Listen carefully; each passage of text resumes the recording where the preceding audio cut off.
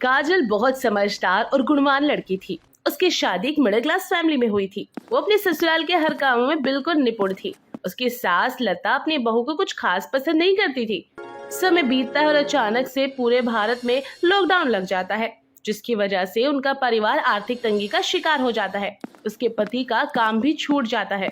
घर में खाने के लाले पड़ जाते हैं, जिस कारण अपने परिवार को इस मुसीबत से निकालने के लिए वो एक तरकीब ढूंढ कर निकालती है और अपने सास और पति से कहती है, माँ जी, मैं सोच रही हूँ कि इतना समय हो गया है और इन्हें नौकरी नहीं मिल रही, तो क्यों ना मैं भी नौकरी ढूंढ लूँ ताकि हमारी परेशानियाँ कम हो जाएं। आय हाय, आई बड़ी नौकरी करने वाली। मेरे बेटों को नहीं मिल रही नौकरी तो तुझे मिल जाएगी। अरे तू पढ़ी ही कितनी है, नौकरी करनी है ऐसी बहू को। पढ़ी लिखी नहीं हूँ, इसका मतलब ये तो नहीं है कि मुझे कुछ भी काम नहीं मिलेगा। थोड़ा बहुत छोटा मोटा काम मैं भी कर सकती हूँ। तू घर से बाहर निकल के दिखा। बहू है, बहू की तरह रह। मेरा बेटा भी कुछ ही दिनों में नौकरी ढूंढ लेगा और फिर तुझे कहीं जाने की जरूरत नहीं है। नहीं माँ, आजकल जमाना बदल चुका है। लड़कियां भी काम कर सकती है माँ। आप बाहर जाके देखिए कितनी लड़कियां काम करती है। तो काजल क्यों नहीं कर सकती माँ? माँ, हमारे घर में 2 पैसे आएंगे ना तो हमारा घर चलेगा। और आप तो जानती हो ना, मैं छोटा मोटा काम नहीं कर सकता। और काजल करेगी तो हमारा घर चलेगा, वरना हम लोग को बहुत दिक्कत हो जाएगी। माँ, करने दो ना, मुझे काजल पे पूरा यकीन है कि वो सब कुछ अच्छे से करेगी। अच्छा ठीक है, तू कह रहा है तो जब देख ले कोई नौकरी, और हाँ सही से ढूंढ लियो, वरना मुझसे बुरा कोई नहीं होगा। जी माँ जी, आप जैसा कहें।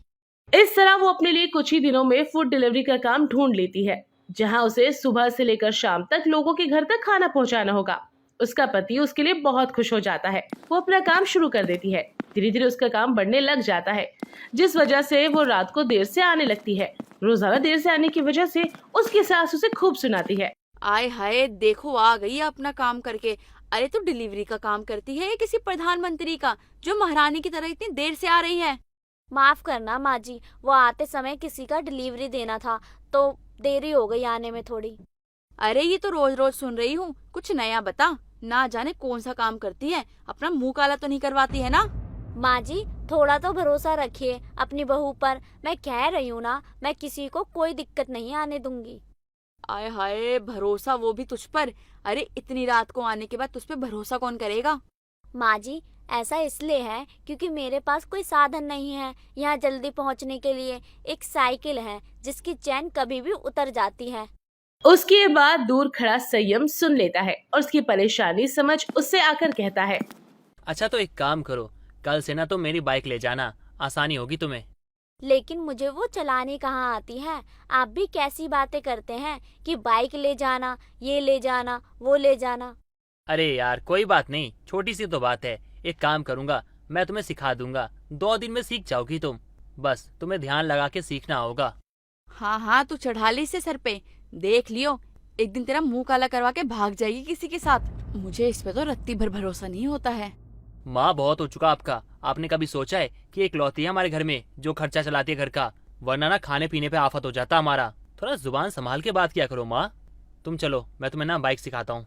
इस तरह वो उसे बाइक चलाना सिखा देता है और वो घर पर सही समय पर आने जाने लगी। ऐसी एक दिन नकुल नाम के एक व्यक्ति का ऑर्डर आता है और वो एक सस्ते से होटल में डिलीवरी के लिए कहता है। काजल वहाँ बिना सोचे समझे रात के समय में चली जाती है और वो दरवाजा नॉक करती है। सामने से वो दरवाजा खोलता है।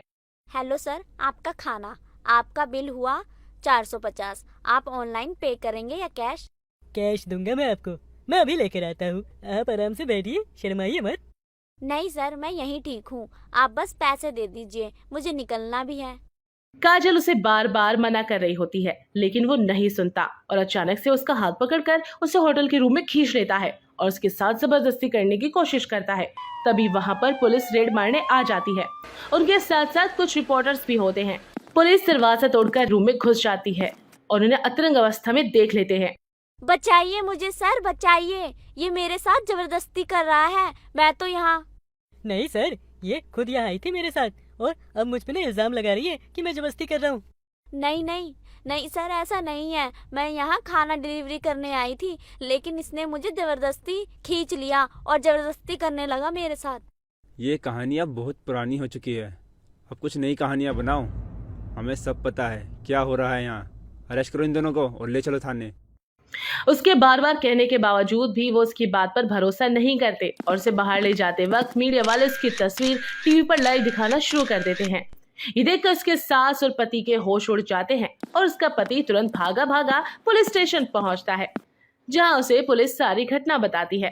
थोड़ी देर बाद वो अपनी पत्नी को छुड़ाकर घर पर ले आता है, जहां पूरे मोहल्ले वाले उसे धिक्कारते हुए ताने मारते हैं।